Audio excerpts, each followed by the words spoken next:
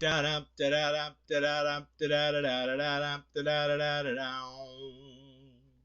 does that even mean, Bowers Game Corner?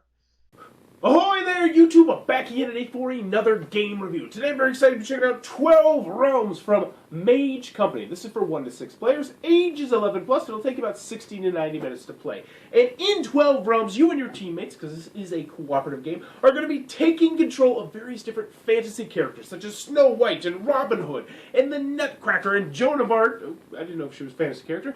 But you're going to be going through various different realms, fighting off bad guys, trying to use your action skill points, gaining gold, buying special abilities, and in the end, defeating super bad guys such as the Snow Queen. And you're going to be working together attempting to do that. This is a miniatures game. It was on Kickstarter. It was a huge success, and I'm here to review the second edition of the game. Let's open box this craziness. Alright then, we're going to be taking a look at 12 Realms. So first and foremost, we got our handy dandy rule booklet. This is not the best rule booklet in the world. It really is not. Apparently the first version of the rule booklet was absolutely horrendous. This one is not nearly as bad as that. You can learn the rules with this one, but it's just not as user-friendly as you would like. This is one of my biggest Achilles heels with the game because I really, really do like the game, but I'll get more into that later. But needless to say, this one will teach you how to play, but it might give you a little bit of frustration here and there. Now, as you can see, there is a lot of stuff out here. There is a lot going on, and I'm not even including the other half of the cards and whatnot and the other 2 boards that come with the game. You're going to be getting a lot of stuff in this box. And partially is because there's different game modes that you can play as. You can play the very easy mode, which will most of the time be very easy, then all the way up to the nightmare game. Which, let me tell you, I honestly have no idea. We tried it once and we were like, nope, never doing that again. Way, way, way, way too hard. But some people actually kind of like that sort of thing, so more power to them. So we're just going to start. We're going to go over the components, what you're going to be doing in this game. And what you're going to be doing in this game is you are going to be taking control of a fairy tale character, a real one. Well, a real one. So you'll have, like, Robin Hood, who will be the cat. Or you'll have, Joan of Arc, and Sugar Plum Fairy, and Siegfried, I don't know who that is. Red Riding Hood, D'Artigum, Snow White, the Nutcracker. And all of you're going to get is this miniature. You're going to get your own little nice miniature game, miniature character, because this is a miniature game. And you're going to start on the little town. And however many players you have, you're going to generally start with that many realms in the game. At least that's how we normally did it. So, for instance, in a 2-player game, we might start right here with one person here, and then we'd have the Nutcracker over here. And then you're also going to be getting your player card. So I'll introduce you to your player card. It looks confusing because there's a lot of symbology in this game, but trust me, it's not that complex at all. So the first thing is these are double-sided. This one's for the more advanced game, and this one is for the more simple game. Granted, once you know how to play, you really will probably always play with this one. So how this is going to work is, this is going to be in front of you, and this is going to be keeping track of your actions on a turn, because each turn you're going to have a certain number of actions that you can do, certain things you can do. And you're going to be keeping track of this by putting these little tokens on here. You're going to get boatloads and boatloads and boatloads of these little red tokens that are going to be on here, and they're going to keep track of them. So as you utilize these various different abilities, so for instance, if you go to the shop and you spend gold, or you move, or you use the heart to attack somebody or something like that, you're going to put it over here, and then once you're done, you will put it back over there, and you will. That is how you're going to keep track of your actions in this game. On the only difference between this side and that side is that on this side you're going to have a special super ability. So, for instance, one of my favorites is actually the Nutcracker here, and as you can see, he does this. Of course, you don't know what that is. Essentially, if he's willing to turn his star in, he can go from one realm to the other without losing the rest of his turn. Because normally, when you go from one realm to the other, you are going to then have to end your turn immediately, and it will move on to the other player's turn. Snow White, she's got a really cool one, too, where she will be able to pick up an artifact even if she is not there or doesn't have the thing that she needs for it. So that's really super useful, because you're going to need artifacts, which are these little guys, which have numbers on them. You're going to need these artifacts in order to fight your big bad boss, which is where the heart of the game is. Because in the end, you're going to be spawning tons and tons and tons of bad guys onto these boards. You're going to be having to fight them, and try and sort of manage them. But in the end, once you get a certain number of bad guys on the board over a certain number of turns, these bad guys are going to spawn. And these are the big bad guys. And if you can defeat these big bad guys with the help of your teammates, which is a nice little touch there, then you are going to have successfully won that realm. But the thing is, you have to do that to each and every one of your realms. So if you're playing with 4 realms, you're going to have to defeat 4 of these big baddies. And let me tell you, they are pretty big and pretty bad. We'll get more into those guys later. So we've got our red things over here going to be keeping track of your stats. Your blue ones are going to be ones that are also going to be on your board, but you will earn these mostly by buying them. And these will be one-time use kind of things that you'll be able to use from time to time to do various different things. Now, what are you going to be doing? Well, you're going to be defeating monsters mostly with these things. Because as you can see, well, there's a terrible example, the monsters are going to be defeated by certain symbols. So here we go, here's some pink monsters right here, and when you flip this card over, you're going to randomly spawn this guy somewhere on the board, which brings us over here to our dice. So you're going to roll this dice right here, and so you would have one of these guys, which is also... he has his own little tile, which he'll put out. He would go on the 5 spot right there, and that would be a bad guy that you don't have to worry about. And at the beginning of everyone's turn, you're going to be spawning anywhere from 3 to 9 of these if you're playing a 4-player game. And the great thing is, they're not going to be spread just on your board. You might have some turns, especially if you play a 4-player game, where you don't get too many at all, and everybody else gets a whole bunch of them. Or you might just get a whole bunch of them and be like, all right, guys, you got to come over to my realm and help me out. And the game is always constantly different and changing because of that. But anywho, back to my main point is, so if you want to defeat this guy, you're going to have to spend one of your wing things or one of your sword things. So this one's just a, yeah, that's a bad example. Here we go. This is a ninja. You're going to need a sword and a wing to defeat this guy. Let's see over here.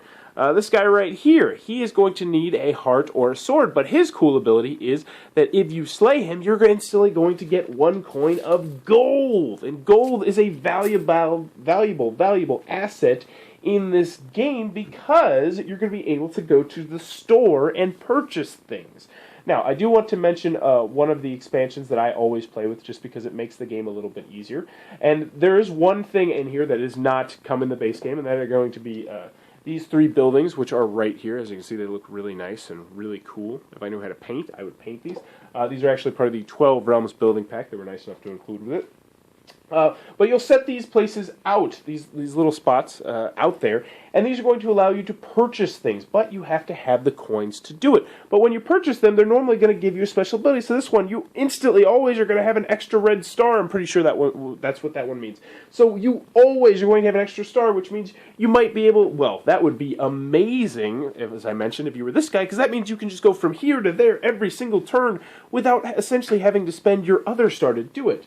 But they're going to give you really good things. The other place where you can purchase things are going to be in the town right here. When you go to the town right there, the thing is, though, normally you have to spend one of your wings in order to purchase things, and then you would draw 2 of these cards. So you have these cards right here, which we'll get into in a second, and then these cards right here, which just means when you go to the town center, you'll be able to pick one of these, and if you'd like to spend the money, you will gain various different special abilities and special powers. So the crown is a really, really good one. That one you can use as anything you want, but as I mentioned, since you're getting a blue crown, you're only going to be able to use a one-time use thing. Or you could spend that 1 and you could get a sword, and you will have a sword for every single turn for the rest of the game. So it's, this decision, do I want to have something that's going to help me out exactly how I want to once, or do I want something that's going to help me out every single turn? Now you see these 3 stacks of cards right here. That's because you're going to have these randomly spread around the building. Now, if you say go here, the great thing is you can spend 2 coins and you can draw one of these cards, and boom, you've got that special ability. You don't have to use the feather, and that's what makes these ones a little bit easier. So, moving on. I'm trying to cover everything here, but as I mentioned, there is a lot going on here. How does actually losing the game work? So what's going to happen at the beginning of the turn? This is a 2-player game. You're going to draw 5 of these cards, and you're going to spawn whatever these things may be. So you might spawn gold, or you might spawn bad guys. This is a particularly annoying one, because when he goes out, 3 of him go out, because you add +2. That one's another gold. And I didn't shuffle these cards before I did it. This one is another annoying one, which means if you don't defeat him, then at the end of the next round, or at the beginning of the next round, what's going to happen is another random one of these are going to spawn somewhere on the map. So if you don't defeat that one, then you're going to have a whole bunch of these just spawning everywhere, all around your realm. But you're going to spawn all these guys, and then you're going to go around and you're going to do your actions, fighting people, buying stuff, doing all sorts of stuff like that. And then your friends are going to do it, because this is a completely cooperative game. They're going to do the thing, and then it will be the end of the round. And what you're going to do is you're going to tally up how many bad guys are on your board. So let's just say I had 4 bad guys over here. I'd go 1, 2, 3, 4, and that'd be that. So this guy, maybe he had a really bad one, or a really good one. He only had 2. So then you would rinse, wash, and repeat, which means you would go ahead and you draw, for this game, 5 more of these cards and set them out there and take your actions once again, and then you would fight everything and do what you want to do, and then you'd go boom, boom, boom, boom, boom, and boom, boom, boom, boom. Now, I am going to mention one more of the alternate rules they have in there because it really makes it quite difficult, and that is when you get the Dark Tower. So when this little token goes past the 7, which is the Dark Tower, as you can see right there, you're going to randomly spawn out a Dark Tower. And let me tell you, these things are the bane of my existence, because when this spawns out there, that means that you can't destroy anything in this particular area. So if it was right here, you couldn't destroy anything, so you can destroy any of these guys until you destroy this thing. And I believe it costs 3 swords or 3 hearts, I want to say. I might have that wrong. I know it costs 3 swords just to destroy the thing, but once you destroy it, you don't even destroy everything else on the board, so you really have to focus your effort on that. But anywho, you're going to continue to do this, continue to get up, and then you're going to see these red spots right here. Now, once you hit one of these red spots, that means your big, bad guy is going to spawn, and they're going to spawn randomly around the board, once again, using one of these dice right here, and then you have to fight them. If you go past 20, you are going to lose the game. So let's take a look at a couple of the different bad guys. So the first one right here, this is actually one that I don't think is too terrible, at least not for how I generally play the game, and essentially what that means is you're going to be rolling this black dice, which, as I mentioned, lots of components I have not even mentioned yet, and you're going to roll it 3 times, and then you are going to have to get all 3 of those symbols. So you might need a star, a sword, and another star, or 3 coins. It could be any possible combination because you're just rolling the d6. Now this one, I hate this one. Now she's a little bit easier because all you need is 4 of anything you want to give. That sounds easy, right? Well, guess what? It's not, because this means that you have to roll the white dice 3 times, and if you get a 1, your turn is over. Done! That makes it extremely difficult. But anywho, once you get into these final boss encounters, your partners can also help you out when you are combating things. So let's see, is there anything that I have not covered? As you can tell, there's a lot going on in this game, and but yeah, that in a nutshell is a crazy nutshell is how you're going to be playing 12 Realms. Alright then, 12 Realms from Mage Company. What are my finals? Let's go to the pros, let's go over the cons. First, on the con side, the game's not going to be for everybody for a variety of different reasons. And the biggest con I have with this game is that the rule booklet is still not the best. Now, I know this is the second edition of the game, and apparently the first edition of the game, the rule booklet was just absolutely atrocious. This is not atrocious, I just wish it was better, because it does lead to some confusion. Part of the reason why it leads to some confusion is there is so much symbology in this game. Everywhere you look on these boards, there's just symbology and symbology and symbology and symbology. And you're going to find yourself continuing, the first couple times you play, going back and back and back to the rule booklet. There's more symbology in this game than Race for the Galaxy, which is known for its symbology. And also, there's no player aid card. I mean, you can go to the back of the rule booklet, but this is the best you're going to get, and that is slightly annoying. Another concept people are going to have with this is that this is a miniatures game, and thus it is going to be a little bit on the expensive side. And let me tell you, there is tons and tons and tons going on in this game. You're going to get tons of miniatures, you're going to get coins, and tons of pop-outs. The thing took me like 10 to 15 minutes just to pop everything out and get everything into order. The last con I have with this game is that this game is definitely on the simplistic side. When you first start playing the game, it's going to be very, very simple. Now, that doesn't mean that it's easy, but it's very simple, which is going to be a turn-off to some people. It's going to be, most of the time, it's going to be pretty straightforward what you probably should or should not do in this game. One more con I have is that sometimes you are just going to get completely screwed over if you pick the wrong hero for the wrong realm. Like some of the heroes, like if you place them in a particular realm, they just do not fit at all, and it's going to be really hard for you to do anything. And when you first start the game, you're not going to know that, and that did happen to us, and it was a little bit annoying. Moving on to the pros, though. I'm going to start with a con on the pros, which is odd. The first time me and my wife played this game, I sat her down and we played a two-player game. Normally with games like this, I try and play a solo game, so that way I can teach it to her. I did not this time, which was my bad. But we sat down and we played a two-player game, and we made one huge rule mistake, which, partially was our bad, partially rule booklet, I'm going to imagine. And she was very frustrated with the game. But that was because she wanted to read the rule booklet and sit through the rule booklet. Second time we played the game, we played a three-player game. She loved the game. She requested the game later in the week, and I cannot disagree. Let's start off by saying this. I love 12 Realms. This is a fantastic cooperative game that is going to be staying on my shelf for a long time. I look forward to checking out the expansions. Why? Well, let's get the obvious one out of the way. The components are very, very nice. Cards, very, very nice. Boards are nice. Tokens are nice. Coins are nice.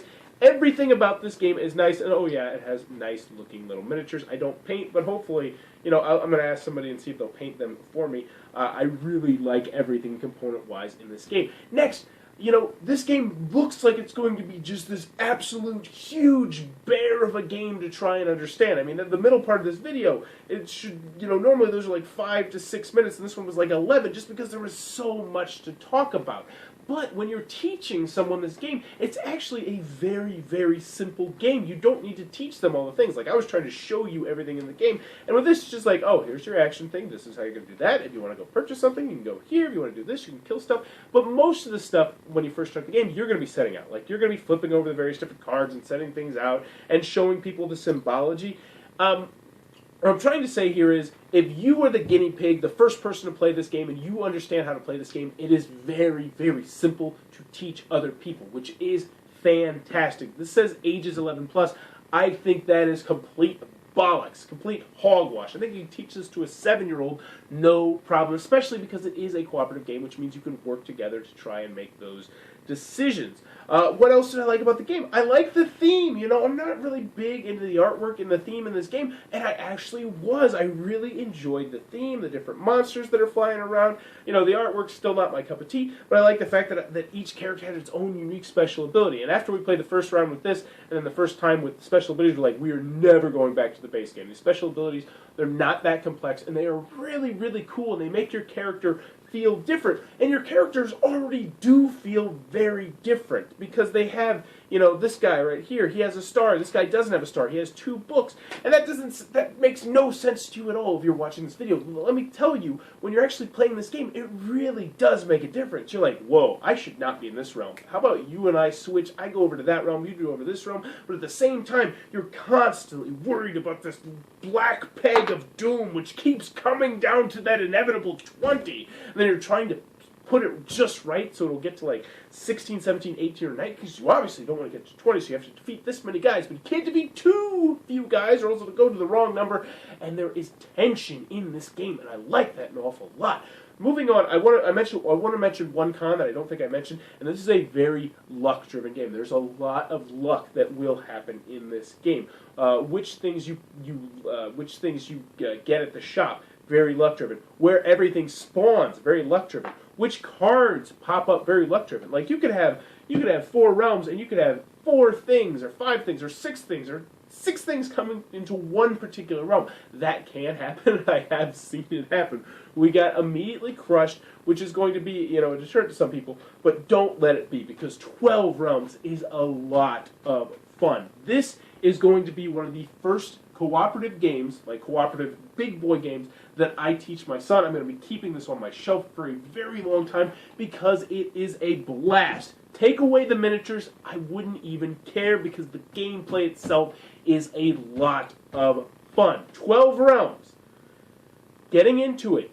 Difficult when you're going through the rule booklets. But once you get over that hump, it's an extremely simple game to learn and to teach, and it is a lot of fun to play. I highly recommend playing the solo game and then teaching other people how to do it. I really wish I would have done that with my wife, but needless to say, she still really enjoyed the game. So that is 12 Realms from Mage Company. It looks like it might be your cup of tea. Be sure to check it out. Also, in the comments below, let me know, miniatures game, pro, con, indifferent, do you have any? What's your favorite? What's your least favorite? Let me know in the comments below. I think I've got 3 miniatures games now. Moving on up. So let me know in the comments below. And as always, if you enjoyed this content, please be sure to click on the subscribe button. And thanks for your time, YouTube. That was a review for 12 Realms. For more reviews and previews, check back at Bauer's Game Corner.